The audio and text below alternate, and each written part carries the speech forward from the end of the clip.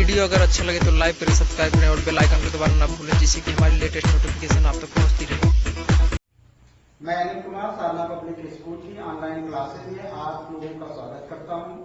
आज मैं आप लोगों को कक्षा 12 बायोलॉजी से संबंधित इकाई 7 अनुवांशिकी तथा विकास के अंतर्गत वंशागत तथा विविधता के सिद्धांत के बारे में चर्चा करेंगे। वंशागत क्या है? सबसे पहले हम देखते हैं कि वंशागत किसे कहते हैं। वंशागत या वंशागत को क्या कहते हैं? अनुवांशिकता। अनुवांशिकता वंशागत या अनुवांशिकता किसे कहते हैं? वंशागत को इंग्लिश में कहते हैं हेरिडिटी। अनुवांशिकता को कहते हैं इनहेरिटेंस। इनहेरिटेंस वंशागत या अनुवांशिकता। वंशागत वह माता पिता के वह लक्षण जो संतानों में पीढ़ी दर पीढ़ी स्थानांतरित होते हैं, ऐसे लक्षण को वंशागत या अनुवांशिक लक्षण के नाम से जाना जाता है। वह लक्षण जो माता पिता में एक पीढ़ी से दूसरी पीढ़ी में ट्रांसफर होंगे, स्थानांतरित होंगे, ऐसे लक्षण अनुवांशिक लक्षण कहलाते हैं और वो वंशागत के अंतर्गत आता है।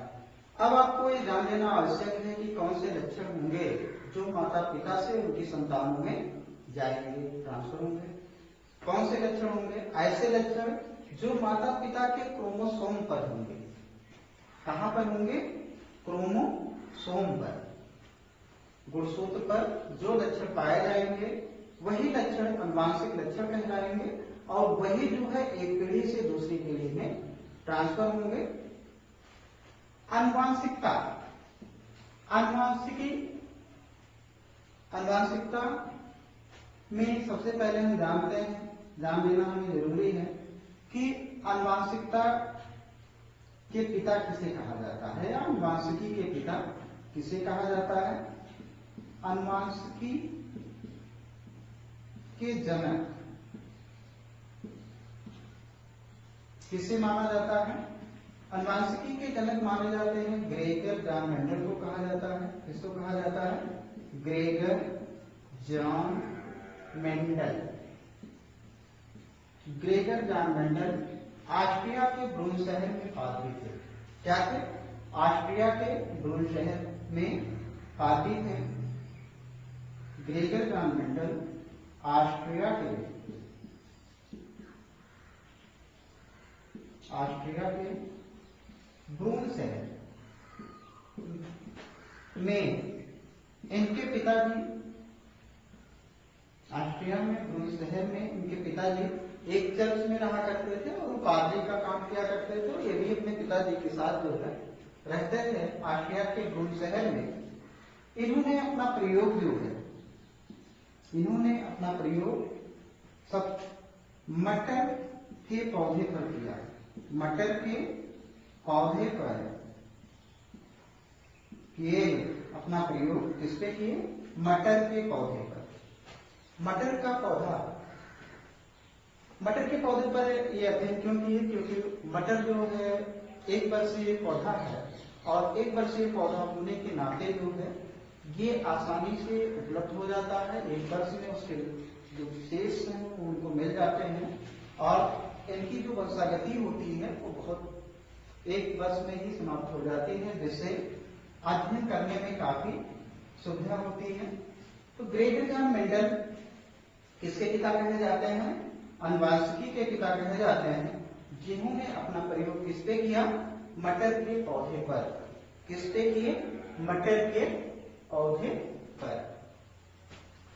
तो यहाँ पर एक बात और जान लीजिए, वंशागत या अनुवांशिकी जो है, अनुवांशिकी के जनक ग्रेगर जॉन मेंडल कहे जाते हैं। अनुवांशिकी के जनक ग्रेगर जॉन मेंडल कहे जाते हैं। ग्रेगर जॉन मेंडल ऑस्ट्रिया के ब्रून शहर में पादरी थे। इन्होंने अपना प्रयोग मटर के पौधे पर किया था। किस पे किए थे? मटर के पौधे पर। ग्रेगरी एंड मेंडल जो है ये वंशागत संबंधी अपने 3 नियम दिए। अब हम इनके नियम के बारे में जान लेते हैं कि मेंडल की कौन कौन से नियम हैं जो वंशागत में सहायक है। मेंडल ने अपने 3 नियम दिए। पहला नियम था इनका प्रभाविता का नियम। प्रभाविता का नियम।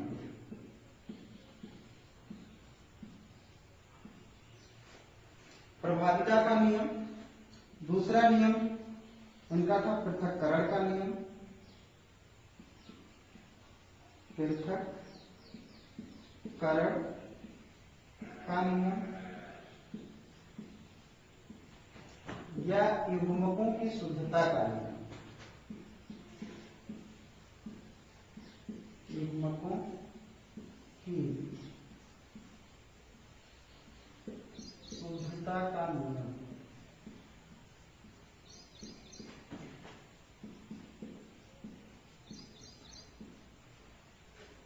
और इनका जो तीसरा नियम था स्वतंत्र अव्यूहन का नियम। स्वतंत्र अपव्यूहन का नियम।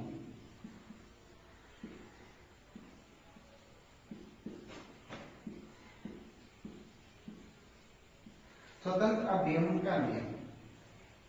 प्रभाविता का नियम, पृथक्करण का नियम, स्वतंत्र अव्यूहन का नियम, ये मेंडल के आनुवंशिकी संबंधी या वंशागत संबंधी 3 नियम है।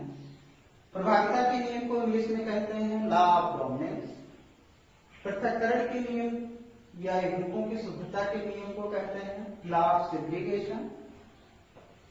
स्वतंत्र अपव्यूहन के नियम को कहते हैं law of independent assortment. Law of independent assortment. तो ये मेंडल के आनुवंशिकी नियम है। Law of dominance, law of segregation, law of independent assortment. अब हम चर्चा कर लेते हैं लॉ ऑफ डोमिनेंस की या प्रभाविता के नियम की। प्रभाविता का नियम किसे कहते हैं इसके बारे में जान लेते हैं। मेंडल का पहला नियम क्या था? प्रभाविता का नियम। प्रभाविता का नियम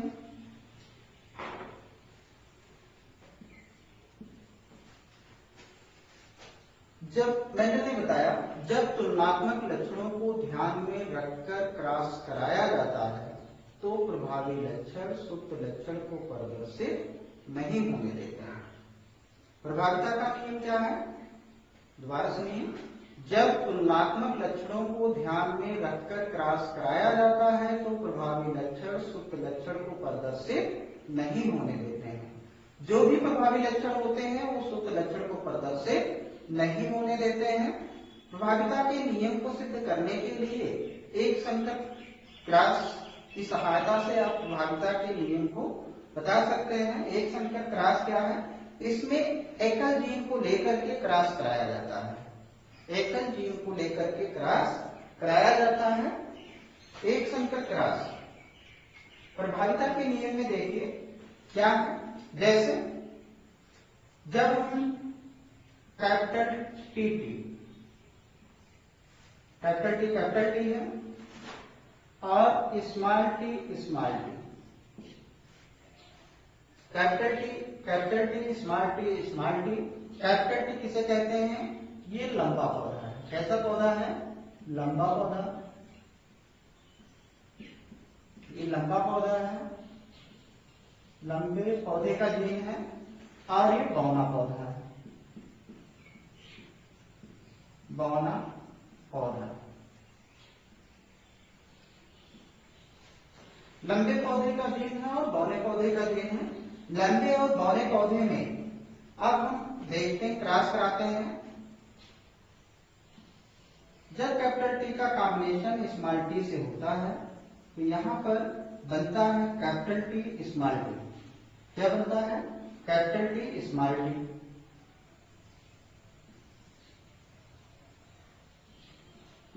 कैपिटल टी स्मॉल टी। ये इसकी F1 पीढ़ी है। कौन सी पीढ़ी है? F1 पीढ़ी है, प्रथम पीढ़ी जिसे बोलते हैं F1 पीढ़ी को। जब लंबे पौधे और बौने पौधे के बीच में क्रॉस कराया जाता है तो लंबा पौधा स्मॉल टी को क्या कर देता है? बौने पौधे को अप्रभावी कर देता है। कहने का मतलब जैसे अभी आपको बताया गया प्रभाविता के नियम में क्या होता है, जब तुलनात्मक लक्षणों को ध्यान में रखकर क्रॉस कराया जाता है तो प्रभावी लक्षण सुप्त लक्षण को प्रदर्शित नहीं होने देता है। जब लंबे पौधे और बौने पौधे, लंबे पौधे के जीन को लेते हैं, उसको प्रदर्शित करते हैं कैपिटल टी से, और बौने पौधे के जीन को प्रदर्शित करते हैं स्मॉल टी से। जब दोनों के बीच में क्रॉस कराया जाता है, कैपिटल टी का कॉम्बिनेशन स्मॉल टी से होता है, तो कैपिटल टी क्या होता है? प्रभावी होता है किसके ऊपर? स्मॉल टी के ऊपर। और इसलिए ये जो भी पौधे होते हैं ये कैसे पौधे होंगे? लंबे पौधे। ये कैसे पौधे होंगे? लंबे पौधे होंगे। अगर हम इनको देखते हैं तो ये पौधे कैसे होंगे? लंबे पौधे होंगे, क्योंकि इसमें जो कैपिटल टी है ये प्रभावी है किसके ऊपर? स्मॉल टी के ऊपर, जो ये प्रदर्शित करता है कि प्रभाविता का नियम। मेंडल जब अपने खोज अनुवांशिकी नियमों का खोज कर रहे थे तो सबसे पहले उन्होंने क्या देखा कि मटर के कुछ पौधे हैं और वो जो है अपने माता पिता से कुछ छोटे हैं कुछ बड़े हैं, या फिर उनमें अलग किस्म के जो है फूल आए हुए हैं। तो उसको देखकर उन्हें आश्चर्य हुआ कि हम जो है एक ही तरह के पौधे बोए थे तो फिर ये कैसे हो गए। तो जो ये प्रदर्शित करता है कि ये प्रभाविता का नियम है। प्रभाविता के नियम में क्या होता है कि प्रभावी लक्षण सुप्त लक्षण को प्रदर्शित नहीं होने देते हैं। इसको दिखाने के लिए यहाँ पर जो है लंबे पौधे का दिन लेते हैं और बौने पौधे का दिन लेते हैं, दोनों के बीच में क्रॉस कराते हैं। तो जो लंबे पौधे का दिन है वो बौने पौधे को जो है वो प्रदर्शित नहीं होने देता है। इसलिए प्रथम पीढ़ी में जो भी पौधे होते हैं वो कैसे पौधे होते हैं? लंबे पौधे। और ये लंबे पौधे कैसे होते हैं? संकर होते हैं। कैसे होते हैं? संकर होते हैं।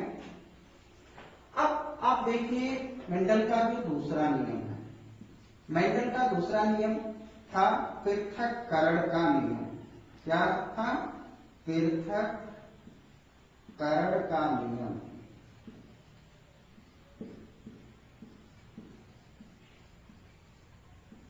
या युग्मकों की शुद्धता का नियम, या युग्मकों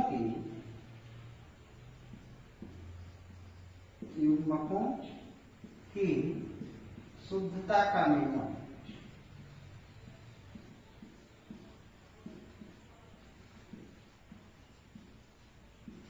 पृथक्करण का नियम क्या है? प्रथम नियम क्या था इनका? मेंडल का प्रथम नियम अभी आपको बताया गया प्रभाविता का नियम। प्रभाविता के नियम में क्या था कि जब तुलनात्मक लक्षणों को ध्यान में रखकर क्रॉस कराया जाता है तो प्रभावी लक्षण सुप्त लक्षण को प्रदर्शित नहीं होने देते हैं।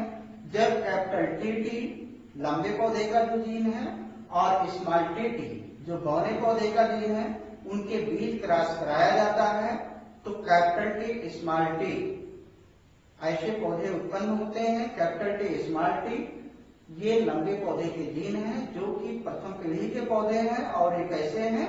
संकर पौधे हैं। कैसे हैं? संकर पौधे हैं।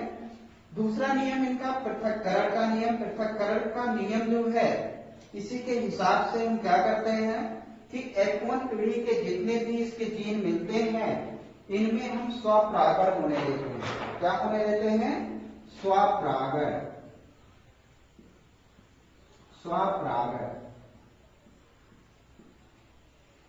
स्वपरागण जब होने देंगे तो हम देखते हैं कि इसके जो जीन होते हैं दूसरे पीढ़ी में वो पृथक हो जाते हैं। दूसरे पीढ़ी में क्या होते हैं? पृथक हो जाते हैं, वो अलग हो जाते हैं। जैसे कि अभी आप लोग देखिए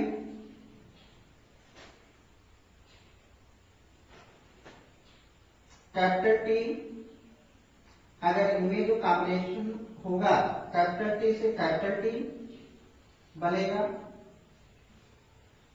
फिर इस कैपिटल टी का स्मॉल टी से कैपिटल टी स्मॉल टी, इसका कॉम्बिनेशन इससे करेंगे कैपिटल टी का स्मॉल टी से कैपिटल टी स्मॉल टी, और फिर इसका कॉम्बिनेशन इससे करते हैं तो बनता है स्मॉल टी स्मॉल टी। अब यहां पर आप लोग देख लीजिए, ये जो है कैपिटल टी ये पृथक हो गया है। किससे पृथक हो गया है? अपने पहला जो इसका पौधा लिया गया था उसी की तरह का है। ये दो पौधे कैसे हैं? संकर हैं, और ये पौधा जो है आपका ये भी पृथक होकर के अलग हो गया है। तो यहां पर देख लीजिए, इनका जो फिनोटिपिक अनुपात होता है, फिनोटिपिक अनुपात जो होता है, फिनोटिपिक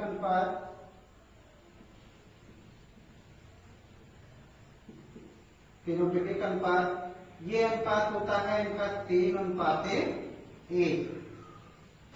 कैसा अनुपात होता है? 3:1, क्योंकि हमें यहाँ पर ये दिखाई देता है कि इनमें जो लंबे पौधे होते हैं, लंबे पौधे जो होते हैं इनकी संख्या कितनी है? 3 है। ये कैसे पौधे हैं? लंबे पौधे हैं। लंबे पौधे कितने हैं? 3 हैं। ये 3 है। और ये कैसा पौधा है? बौना पौधा है।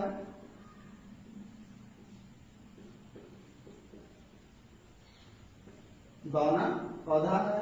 ये कितना है? 1 है, इसलिए इसका जो फिनोटिपिक रेशियो है वो 3:1 होता है। अब हम इसका जीनोटाइप निकालते हैं। क्या निकालते हैं? जीनोटाइप। जीनोटाइप में क्या करते हैं? इसके जीन का विश्लेषण करते हैं, जीनोटाइप इसका निकालते हैं। इसका जो अनुपात होता है जीन का, आप देख रहे हैं कैपिटल टी कितना पौधा है? 1 पौधा है। कैपिटल टी स्मॉल टी कितने पौधे हैं? 2 पौधे हैं। स्मॉल टी कितने पौधे हैं? 1 पौधे हैं। ये अनुपात हो जाएगा जीनोटाइप जो होता है इसका 1:2:1। तो आप लोग ये जानिए, देखिए प्रभाविता का नियम और दूसरा नियम इनका क्या था? पृथक्करण का नियम, या युग्मकों की शुद्धता का नियम, जिसे हम एक संकर क्रॉस के माध्यम से, ये कैसा क्रॉस कहा जाएगा? एक संकर क्रॉस। एक संकर क्रॉस की सहायता से जो है हम देख सकते हैं, निश्चित कर सकते हैं कि ये मेंडल का नियम है, और इस प्रकार से इनमें जो है वंशागत हुई है। क्या करते हैं हम? प्रभाविता का नियम अभी आपको बताया गया। हम आप नियमों को बार बार इसलिए बता रहे हैं ताकि आप जो है उसको रट लें, याद कर लें। एक प्रभाविता का क्या नियम है? जब तुलनात्मक लक्षणों को ध्यान में रखकर क्रॉस कराया जाता है तो प्रभावी लक्षण सुप्त लक्षण को प्रदर्शित नहीं होने देता है। यानी एग्जाम्पल्स देकर के, उदाहरण देकर के, जब कैपिटल टी और स्मॉल टी के बीच में क्रॉस कराया जाता है तो कैपिटल टी जो होता है वो प्रभावी होता है किसके ऊपर? स्मॉल टी के ऊपर। उसके बाद जो दूसरा नियम है पृथक्करण का नियम या युग्मकों की शुद्धता का नियम, इसको सिद्ध करने के लिए जो है हम उसी प्रथम पीढ़ी में जो है जहां पर कैपिटल टी और स्मॉल टी वाले पौधे हुए हैं उनमें क्या होने देते हैं? स्वपरागण होने देते हैं। क्या होने देते हैं? स्वपरागण होने देते हैं। और स्वपरागण होने के बाद हम देखते हैं कि जो इनकी दूसरी पीढ़ी में जो पौधे प्राप्त होते हैं वो इस तरह के पौधे प्राप्त होते हैं। देख लीजिए दोबारा, कैपिटल टी का कॉम्बिनेशन अगर स्मॉल टी से होता है कैपिटल टी का combination capital T small T, ये स्वपरागण पौधे होते हैं। और इनमें जब हम स्वपरागण होने देते हैं तो capital T capital T small T, capital T small T, small T small T, ये जीन जो होते हैं पृथक हो जाते हैं, जिससे पृथक्करण के नियम के हिसाब से जाना जाता है। इनका हम रेशियो अगर निकालते हैं तो फिनोटाइपिक जो अनुपात होता है वो 3:1 पाया जाता है। इनका फिनोटाइपिक अनुपात, फिनोटाइपिक अनुपात क्या होता है इसके बारे में थोड़ा जान लो। जो हमें लक्षण बाहर से देखने में मिलते हैं, जो लक्षण हमें बाहर से दिखाई देते हैं, ऐसे लक्षणों को हम फिनोटाइपिक लक्षण कहते हैं, फिनोटाइप लक्षण कहते हैं। इनका बाहर से देखने पर हमें 3 लंबे पौधे प्राप्त होते हैं और एक बौना पौधा प्राप्त होता है, जिसका जो रेशियो होता है 3:1 होता है। जीनोटाइप दूसरा क्या होता है, जीनोटाइप। जब हम इसका जीनोटाइप निकालते हैं तो देखते हैं इसके जीन का विश्लेषण करते हैं। किसका करते हैं, जीन का विश्लेषण करते हैं। जब जीन का विश्लेषण करते हैं तो इसका हम देखते हैं कि कैपिटल टी जो है उसका एक पौधा है, कैपिटल टी स्मॉल टी इसके 2 पौधे हैं और स्मॉल टी इसके। पृथक्करण के नियम के हिसाब से आप लोगों ने देखा कि पृथक्करण को हम एक संकर क्रॉस के माध्यम से समझा सकते हैं। एक संकर क्रॉस के हिसाब से हम देख सकते हैं कि पृथक्करण का नियम किस प्रकार से हुआ है। मेंडल के तीनों नियम को अगर हम बता दें तो प्रभाविता का नियम, पृथक्करण का नियम और स्वतंत्र अभिवन का नियम। स्वतंत्र अभिवन के नियम को हम एक संकर क्रॉस की सहायता से नहीं बता सकते हैं। इसको हमें बताने के लिए किसकी आवश्यकता होती है, द्वैत संकर क्रॉस की आवश्यकता होती है। द्वैत संकर क्रॉस की आवश्यकता होती है। अब 2 संकर क्रॉस है क्या चीज, इसमें 2 अलग अलग जोड़े के जीनों को लेते हैं, 2 अलग अलग जोड़े के जीन लेते हैं। जैसे कैपिटल आर ये गोल, स्मॉल को कैपिटल वाई पीला, गोल पीला, इसके एक जीन ये हो गया आपका और एक जीन ये हो गया। दूसरा जो अलग जोड़ा है इसमें झुर्रीदार, जिसको हम स्मॉल आर से दिखाए हैं, और हरे को जो है हम स्मॉल वाई से प्रदर्शित करते हैं। इसमें क्या करते हैं कि दोनों में प्रथम पीढ़ी में क्या होने देते हैं, ये इसकी F1 जनरेशन है, F1 पीढ़ी है, F1 पीढ़ी है। कैपिटल आर का कॉम्बिनेशन अगर इस स्मॉल आर से होता है, कैपिटल आर स्मॉल आर, और कैपिटल वाई का कॉम्बिनेशन स्मॉल वाई से, तो इस प्रकार के इसके पौधे प्राप्त होते हैं। तो इसमें क्या करते हैं, एक तरफ हम मेल्स ले लेते हैं, ये मान लीजिए आपका क्या है, मेल है, और ये आपका फीमेल है। ये मेल और फीमेल के चिन्ह है जिसको हम प्रदर्शित करते हैं। यहाँ पर जान लीजिए इसको क्या कहते हैं, मेल कहते हैं, और ये आपका फीमेल है। मेल और फीमेल को इन चिन्हों के द्वारा इसको प्रदर्शित करते हैं। इसमें एक जोड़ी जो है इन्हीं चिन्हों को क्या करते हैं, अलग कर लेते हैं और इसका कॉम्बिनेशन करा देते हैं। एक तरफ मेल, दूसरी तरफ फीमेल। अब हम देखते हैं क्या करते हैं कि इसका कॉम्बिनेशन इससे कराते हैं।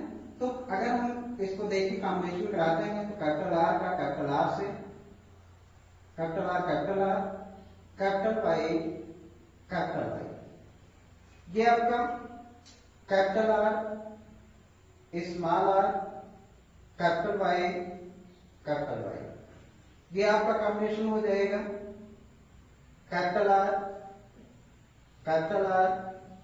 कैपिटल वाई स्मॉल वाई, ये आपका कॉम्बिनेशन हो जाएगा। इसका कॉम्बिनेशन इससे कराते हैं। कॉम्बिनेशन मीन्स क्या होता है, गुणा। इसका गुणा इसमें कराते हैं तो क्या हो जाएगा, capital R small R, capital Y small Y. इसी प्रकार से इसका कॉम्बिनेशन इसमें कराते हैं तो ये हो जाएगा capital R small R, capital Y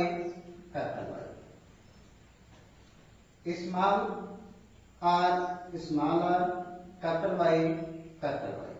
ये इसका कॉम्बिनेशन इससे हो जाएगा तो हो जाएगा capital R small R capital Y small. ये इसका कॉम्बिनेशन इससे करा दीजिए, small R capital Y small R, इसका कॉम्बिनेशन इससे कराते हैं, से हो जाएगा capital R capital Y small Y.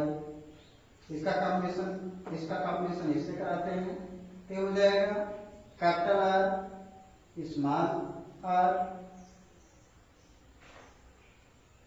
Capital Y small Y. इसका कॉम्बिनेशन इससे कराते हैं, तो कैपिटल आर स्मॉल वाई। फिर इसका कॉम्बिनेशन इससे कराते हैं कि कैपिटल आर स्मॉल वाई। फिर इसका कॉम्बिनेशन इससे कराते हैं, ये हो जाएगा capital R capital Y small Y. इसका कॉम्बिनेशन इससे कराते हैं, तो small R capital Y small Y. इसका कॉम्बिनेशन इससे कराते हैं, तो capital R small Y small Y. इसका कॉम्बिनेशन इससे कराते हैं, तो small R small Y small Y. इस प्रकार से हम देखते हैं कि इसमें ये दो जीन अलग अलग हो जाते हैं, और इनका अगर हम फिनोटाइपिक अनुपात निकालते हैं, क्या निकालते हैं, फिनोटाइपिक अनुपात निकालते हैं, तो आता है फिनोटाइप, इनका जो होता है फिनोटाइप रेशियो अनुपात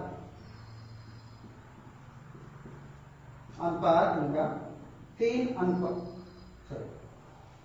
इनका जो फिनोटाइप अनुपात होता है वो 9:3:1 होता है।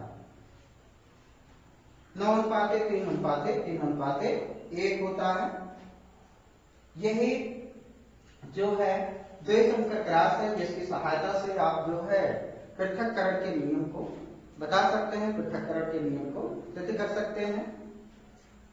एक बार दोबारा देख लीजिए, स्वतंत्र विभव के नियम को सिद्ध करने के लिए हमें किसकी आवश्यकता होती है, द्विसंकर क्रॉस की आवश्यकता होती है। द्विसंकर क्रॉस को बताने के लिए हम क्या करते हैं, दो तरह के अलग अलग जीनों को लेते हैं, दो जीनों को, और एक साथ उनका कॉम्बिनेशन कराते हैं। तो देखते हैं प्रथम पीढ़ी में क्या होते हैं कि वह आपस में मिल जाते हैं, और फिर उसी जो मिले हुए प्लांट्स होते हैं उनमें क्या कराते हैं, स्वपरागण होने देते हैं। तो दूसरी पीढ़ी में, और हम देखते हैं इस तरह से जो है उनमें जो लक्षण होते हैं वो निकल के आते हैं, और इनका जो फिनोटाइप अनुपात होता है वो 9:3:1 होता है, जिसमें जो है गोल पीले भी 9 होते हैं। गोल पीले कितने होते हैं, ये गोल पीले ये 9 होते हैं, और जो है गोल हरे 3,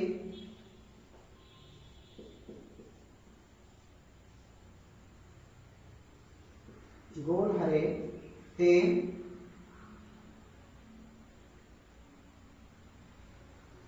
हरे झुर्रीदार